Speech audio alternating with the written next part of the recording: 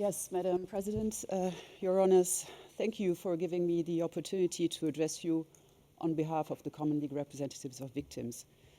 I'm leading this team with the colleagues who I have already introduced today, but I also want to mention our legal assistant, Diana Constantinidis. She's assisting us from London. And very importantly, our field assistants, Umda and Ibrahim, who I specifically want to mention, as the communication with our client, which lies at the heart of our role, would just be impossible without them. So the trial against Mr. Abd-Al-Rahman offers the first opportunity to see one of the purported leaders said to be responsible for massive crimes allegedly committed in Darfur nearly 20 years ago, facing prosecution. It is, you can imagine, a long-awaited moment for victims and communities terrorized by the notorious Janjaweed militia and government forces in Darfur. In the face of having no other credible options, the ICC is the crucial court of last resort for Darfuris. We stand here before you aware of this weighty responsibility resting upon the court, the trial chamber, and all parties and participants in these proceedings. Probably no one else than our clients have greater expectations and interests in an expeditious, fair, and clear outcome of this trial. Your Honours have made a preliminary determination that 142 of our clients, men, women, as well as children at the time of the events, have suffered harm as a result of the alleged crimes that took place in 2003 and 2004 around the towns of Kundum, Mindisi, Mokjar, Delej in West Darfur State.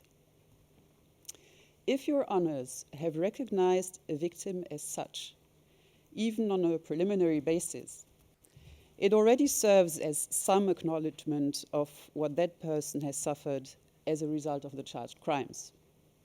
The harm is physical, through the effects of torture or sexual violence, for example, psychological, through the mental impact of the crime on the victim, or having witnessed crimes committed against family or members of the community. And the harm is material, through destruction, loss, or theft of property, or having to flee one's home. The 142 individuals who have thus far been admitted to participate as victims in these proceedings are by no measure all of the persons who have suffered grievous harm from the commission of crimes in Darfur over the last 2 decades, or even during the attacks on the villages of Kudum, Bindisi, Mokjar, and Delej, which are the subject of this case. The total number of Darfuris impacted by crimes within this court's jurisdiction is likely greater than 1 million. The number of potential victims of the attacks charged in this case, particularly when considering the crime of forcible transfer, are likely in the thousands. However, given the legal framework of the ICC, only those persons who suffered harm arising from the specific charges confirmed in this case can be recognized as participating victims. Moreover, given the current circumstances in Sudan, the victim application process faces many challenges. Your Honours may appreciate that this reality causes understandable frustration and is just a small glimpse of what has happened in Darfur since July 2002, the commencement date of Security Council's referral of the situation to the court. It is distressing that potential international crimes are still occurring in Darfur. Only 2 weeks ago, we were informed by one of our clients that his brother was killed in a region of Darfur relevant to the current proceedings, allegedly by members of militia that Darfuris still refer to as Janjaweed. That is the reality in Darfur today. Chambers of the ICC have stressed the need for legal representatives to ensure victim participation is as meaningful as possible, and to present the genuine perspective of victims to the court. Both the former and the current prosecutor have also underlined the importance of the ICC for victims. Former prosecutor Fatou Bensouda stated, and I quote, "Victims are the reason this court exists, and they are our primary motivation. And the court does not do popularity contests, but stands as a beacon of hope for victims of atrocity crimes who would otherwise have no recourse to justice." In the same spirit, prosecutor Karim Khan expressed in his questionnaire for candidates to the 2020 election of the ICC prosecutor that, and I quote, "Victims' participation is a cornerstone of the Rome Statute system, and I would aim to help ensure victim participation works as effectively as possible within the bounds of my own responsibilities as prosecutor. Certainly, victims' groups have a right to an effective voice and to have meaningful participation in proceedings. The right and ability of victims to independently participate in proceedings at the ICC was one of the most significant innovations of the Rome Statute, and we, the legal representatives, are here to guarantee that in this trial, this aim and bold vision of the drafters of the statute is a reality and not simply empty sentiments. We must and shall ensure that the rights and interests of our clients are remembered and respected at all times. Before this trial chamber, victims are not merely potential witnesses or passive observers of the proceedings. Victims have official status and rights as participants, which they will exercise through us. However, the role of the participating victims and their legal representatives is not that of an accessory prosecutor, and we will endeavor not to trespass this line and thereby contribute to the fairness of the proceedings.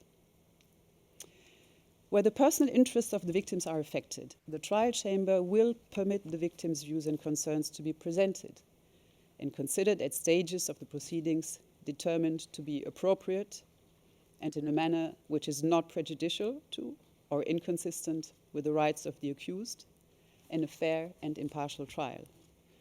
We will also request the chamber's permission to question witnesses called by the prosecutor or defense whenever matters that impact the personal interests of victims, such as the harm and losses suffered by the witnesses or others, remain to be addressed. Today and the following weeks and months are the prosecutor's time in the courtroom. On behalf of our clients, we reserve the right to present a case with a full and substantive opening statement after the conclusion of the prosecution case and before the beginning of the defense case. It is the assessment of the legal representatives on behalf of our clients that it is too early at this stage to make a full opening statement. Consultations with our clients are ongoing, and given the current circumstances in Darfur and the other places where our clients had to flee, communication is challenging and requires time and patience. Throughout the trial proceedings, our clients, including any additional victims who may be admitted by the chamber as participating victims, will be represented by us in the courtroom every day.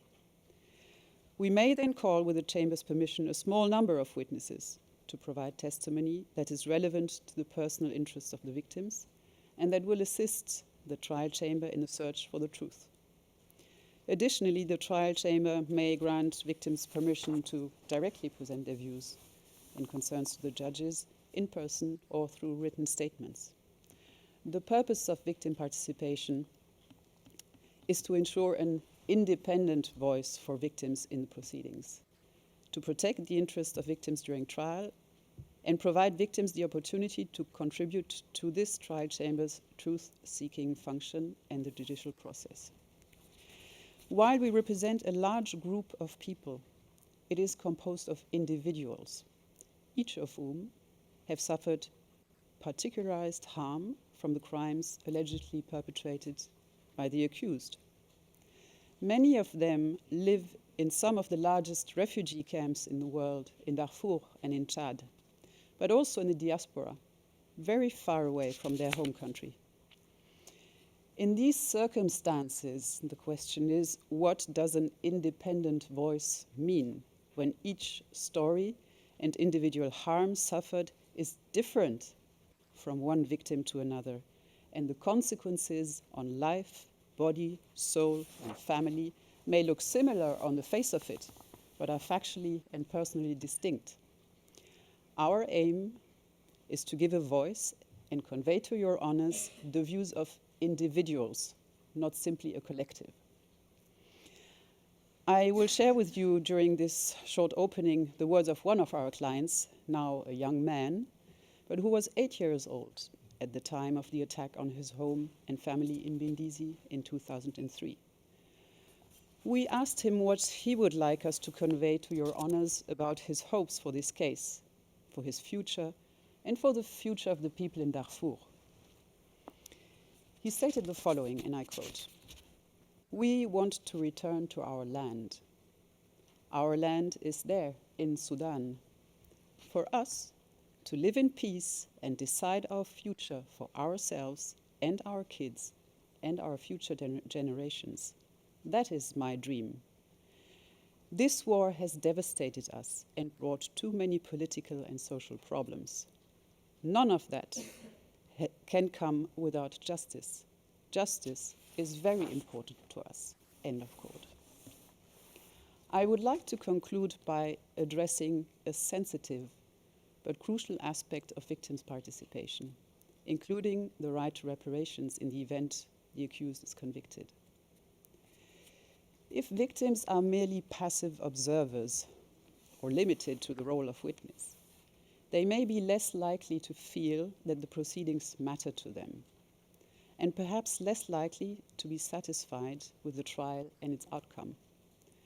Not all affected victims want to participate, but for some, it can help them to live better or even move forward with their lives after what has happened. But very rarely will a criminal trial, including the current proceedings, fulfill the full expectations that victims may very understandably have.